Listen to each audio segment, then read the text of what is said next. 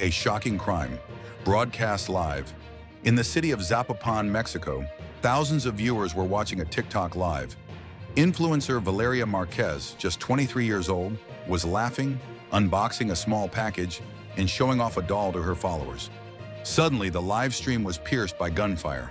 Valeria collapsed in her chair, shot in cold blood. The killer had stormed into the room and opened fire without hesitation. The live broadcast continued as blood spread across the desk where Valeria had been streaming. Authorities are now investigating the murder.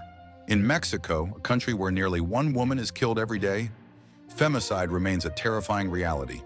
In 2023 alone, around 847 women were murdered. In just the first 3 months of 2024, 162 cases were reported. Yet only 67% of these crimes lead to an identified suspect and a conviction. Will Valeria's killer be brought to justice? Only time will tell.